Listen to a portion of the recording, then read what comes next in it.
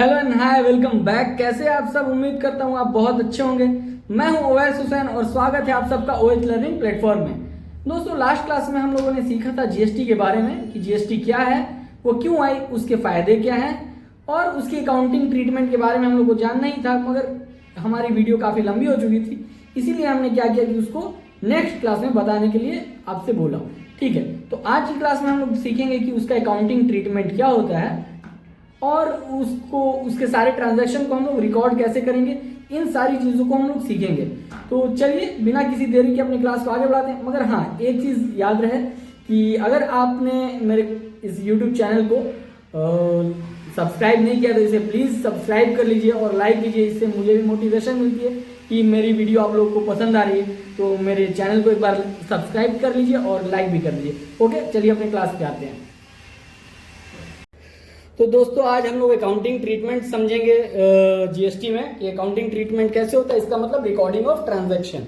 तो last class में मैंने एक चीज़ बताया था कि जो सप्लायर होता है ना, उसको उसके पेमेंट किए हुए टैक्स का क्रेडिट मिल जाता है। तो इस क्रेडिट का मतलब क्या है? सपोज कीजिए कि वो माल लेकर आ रहे हैं 1 लाख रुपए का और उसने 18,000 रुपये जीएसटी भर दिया 18% के हिसाब से। तो जब वो माल बेचेगा तो वो भी किसी से टैक्स लेगा। जब वो टैक्स लेगा, सपोज कीजिए कि वो 20,000 रुपया टैक्स कलेक्ट कर लेता है। जब वो 20,000 रुपया टैक्स कलेक्ट कर लेगा ना, तो उसको कितना देना होगा आप खुद सोचिए। उसने पेमेंट किया है 18,000 रुपया पहले पिछले सप्लायर को और वो अपने कस्टमर से ले रहा है 20,000। तो उसको क्रेडिट कितने का मिलेगा? सिर्फ और सिर्फ 18,000। क्यों? क्योंकि इस सप्लायर ने सिर्फ 18,000 रुपया ही गवर्नमेंट को दिया था। तो गवर्नमेंट कहेगी कि भाई अपना 18,000 रुपया तुम पहले अपनी जेब में रखो। चलो, तो वो क्या करेगा कि 18,000 रुपया अपना सबसे पहले अपने पॉकेट में डालेगा। अब गवर्नमेंट बोलेगी चलो तुम्हारे पास 2,000 रुपया एक्स्ट्रा है, वो मुझे पेमेंट कर दो। सप्लायर भी खुश कि भाई मुझे तो जो माल पड़ा वो 1 ही लाख का पड़ गया, क्योंकि मैंने खरीदा था 1,18,000 रुपये में और मुझे क्या हुआ है कि 18,000 रुपया वापस मिल गया। तो 1 ही लाख रुपए का माल पड़ा। अब जो मैंने 2,000 रुपया एक्स्ट्रा कलेक्ट किया था अपने कस्टमर को बेच करके, जैसे 20,000 रुपया लिया, तो 18,000 रुपया अपनी जेब में रख लिया, 2,000 रुपया गवर्नमेंट को दे दिया। यही पूरा साइकिल है। ठीक है, तो चलिए पहले एंट्री पे आते हैं। तो देखिए, ये माल खरीद के लाता है 1 लाख रुपए का। ठीक है, तो यहाँ पे 1 लाख रुपए का माल लिया, 9,000 रुपया सेंट्रल सीजीएसटी में गया। ठीक है, और एसजीएसटी में गया 9,000। ये टोटल जो ट्रांजैक्शन हो रही है ना, इंट्रा स्टेट हो रही है। तो बाबू, इंट्रा स्टेट का मतलब क्या होता है कि किसी सेम स्टेट में ट्रांजैक्शन हो रही है। जैसे बिहार का सप्लायर बिहार ही में माल बेच दिया, तो उसको क्या कहते हैं? Intra state. यहाँ पे क्या लगेगा? सीजीएसटी और एसजीएसटी। तो चलिए यहाँ पे समझते हैं कि 1 लाख का माल आया, 9,000 रुपया यहाँ पे सीजीएसटी भरा, 9,000 रुपया इसका एसजीएसटी हो गया। तो टोटल इसका 18,000 रुपये का इनपुट मिल गया, यानी क्रेडिट। इनपुट का मतलब आप क्रेडिट से याद रखिए। ठीक है, तो इसको 18,000 का क्रेडिट मिल गया। इसके खाते से कितना गया? 1,18,000 रुपया। अभी ये इसको याद रहेगा हमेशा कि मुझे 18,000 लेना है, 18,000 लेना है। अगली ट्रांजैक्शन आई तो बाबू, यहां पर मैंने इस ट्रांजैक्शन को समझा दिया, इसलिए मैंने इसको डिलीट मार दिया। अब चूंकि ये कॉपी है तो डिलीट तो हो नहीं सकता, मैंने इसको कट कर दिया। ठीक है, अब यहां पर क्या होता है कि ये माल बेचता है किसी दूसरे आदमी को। अब सपोज कीजिए कि यहाँ पे ये 1 लाख का माल इससे ज्यादा में बेच देगा, 1,10,000 रुपये में ये माल बेच देगा। ये जो 1 लाख का जो माल इसने खरीदा है ना, यहाँ पे इस पे 10,000 रुपया फायदा रखता है। ठीक है, और ये कितना हो गया? 1,10,000 का माल हो गया, 1 लाख में खरीदा, जाहिर सी बात है 10,000 रुपये ये कितना रखेगा? फायदा रखेगा।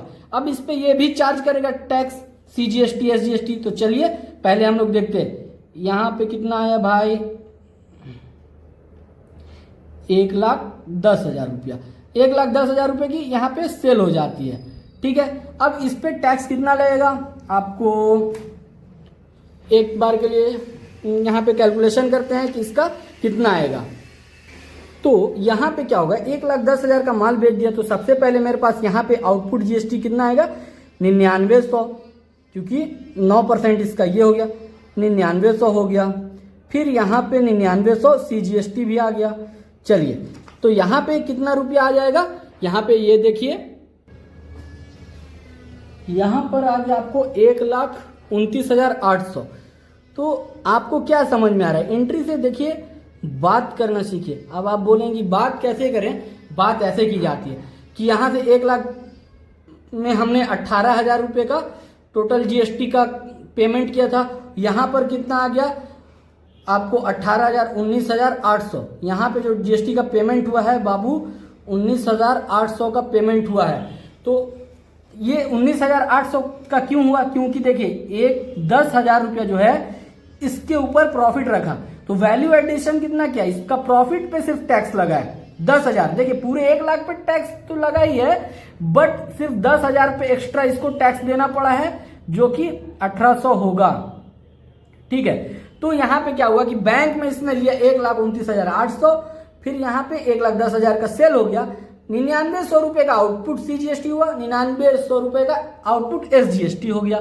ठीक है, तो यहां तक आपको बात एकदम बहुत अच्छे से समझ में आ रही होगी कि एक बार मैंने माल खरीदा और यहां पे माल बेच दिया।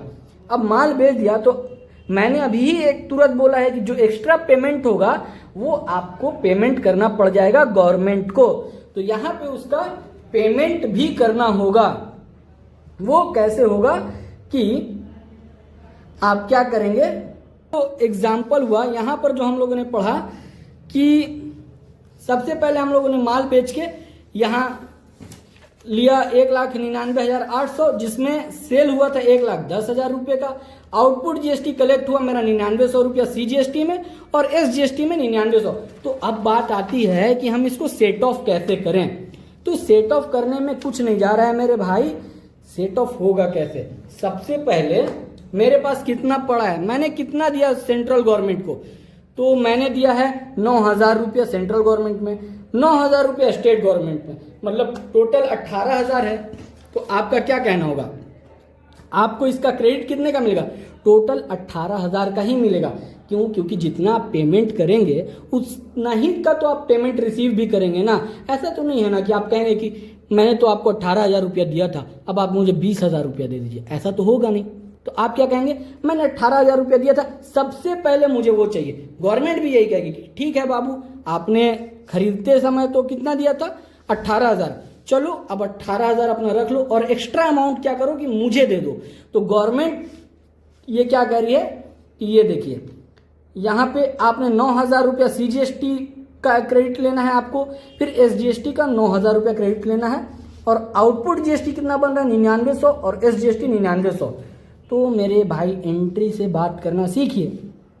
कैसे कि आपको देना कितना है 9900 एसजीएसटी से है कितना, टू इनपुट क्रेडिट 9,000 रुपया है, टू इनपुट एसजीएसटी 9,000 रुपया, देंगे एक्स्ट्रा कितना 1,800। ठीक है, आप गवर्नमेंट को कितना दे देंगे 1,800 रुपये का आप पेमेंट कर देंगे। ठीक है, यही फाइनल पेमेंट हो गया। इसी को हम लोग सेट ऑफ कहते हैं, बीइंग बैलेंस अमाउंट पेड। ठीक है, इस तरह से काम हुआ। इसको एकदम डीपली समझिए, बहुत मजा आएगा आपको, एकदम आप यकीन मानिए कि इतना बेहतरीन समझा देंगे कि आप एकदम खुश हो जाइएगा अंदर से। कि यहाँ पर एंट्री से बात करना सीखिए कि यहाँ पर तो 1 लाख का आपने माल खरीदा था, वो 9,000 रुपये का इनपुट आपको मिला, यहाँ पे 9,000 रुपये का स्टेट एसजीएसटी का इनपुट मिला, और आपने बेचा तो आपने कितना कमाया 9900 रुपये का आपको कलेक्ट हुआ। क्योंकि जब आप माल बेचते हैं तो आपको जीएसटी आप कलेक्ट करेंगे, 9900 रुपये का सीजीएसटी आप कलेक्ट किए, 9900 रुपये का एसजीएसटी आपने कलेक्ट किया। तो यहाँ पे अब बात होगी ना कि एक्स्ट्रा जो पैसा आपने कलेक्ट किया, यानी 18,000 यहाँ पे आपने पेमेंट किया था और 19,800 यहाँ पे आपने कलेक्ट कर लिया। तो गवर्नमेंट तो कहेगी ना कि मुझे 1,800 रुपये एक्स्ट्रा वापस दो। कैसे देंगे आप, एंट्री से आप समझिए। एंट्री में ये होगा कि output GST account debit 9900, output SGST account debit 9900। आपके पास पड़ा कितना था 9,000 रुपये आपने पेमेंट किया था, चलिए अब उसको क्रेडिट कीजिए यहाँ से। To input CGST 9,000, to input SGST 9,000, to bank 1,800 रुपये से आपका पेमेंट हो गया। यहाँ पे बात हो गई आपकी क्लियर। तो उम्मीद है ये आपको समझ में आया होगा। अब सेटिंग ऑफ कैसे होगा? मैंने आपको पढ़ा दिया सेटिंग ऑफ। सेटिंग ऑफ का मतलब क्या होता है? सेटिंग ऑफ का मतलब होता है कि सबसे पहले क्या होगा कि आप CGST को CGST से सेट ऑफ करेंगे, फिर IGST को IGST से सेट ऑफ करेंगे, उसके बाद CGST में ले जाएंगे, फिर अगर कुछ आपका फिर भी अमाउंट नहीं हो रहा है पूरा तो आप SGST में ले जाएंगे। उसी तरह SGST को सबसे पहले SGST से हम लोग सेट ऑफ करेंगे, फिर भी अगर हमारा अमाउंट कम पड़ गया तो हम IGST से करेंगे। एक ऐसा रूल दे दूंगा, आपको कभी भी परेशानी नहीं आएगी। आप यहां समझिए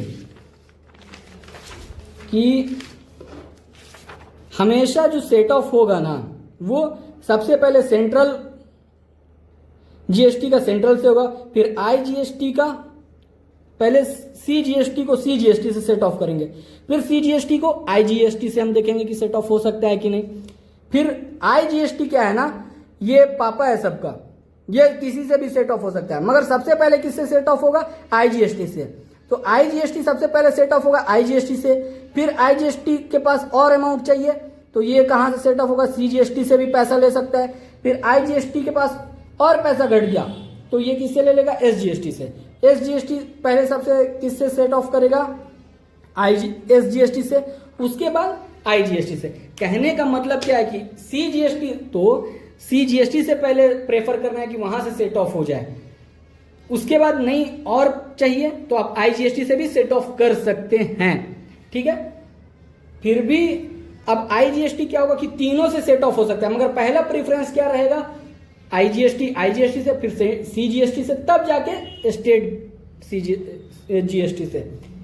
और SGST किससे सेट ऑफ होगा कि पहले तो स्टेट GST से होगा, फिर IGST से हो जाएगा। कहने का मतलब क्या है कि CGST पहले होगा CGST से, तब IGST से, मगर SGST से सेट ऑफ नहीं हो सकता है।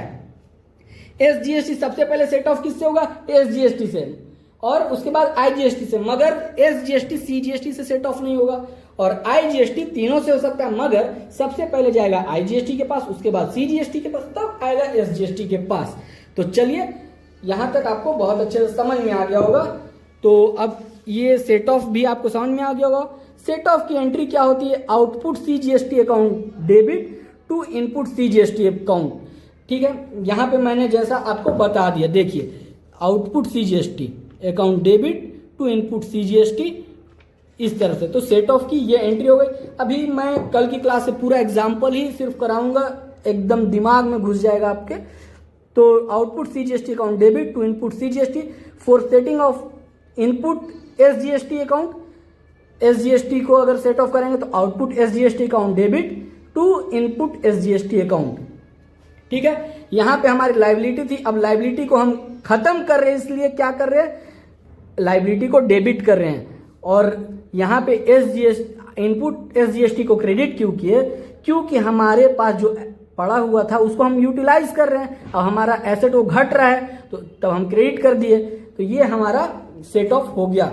अब फाइनल पेमेंट मेरे पास कलेक्शन आया इतने का, तो हम अपनी लाइबिलिटी खत्म कर रहे हैं, तो आउटपुट CGST डेबिट कर दिए और आउटपुट SGST डेबिट कर दिए टू बैंक। अगर हमारे पास जो अभी यहाँ पे क्रिएट हुआ सीन कि टू बैंक, इस तरह से कि हमारे पास अगर लाइबिलिटी ज्यादा है और हमारा क्रेडिट कम है तो फिर बैंक से पेमेंट करना पड़ जाता है। इसका मतलब यही है कि आउटपुट CGST, हमारे पास लाइबिलिटी ज्यादा है, SGST की भी लाइबिलिटी ज्यादा है, टू बैंक ज्यादा है, बैंक से पैसा दे देंगे यार, बस ये चीज है।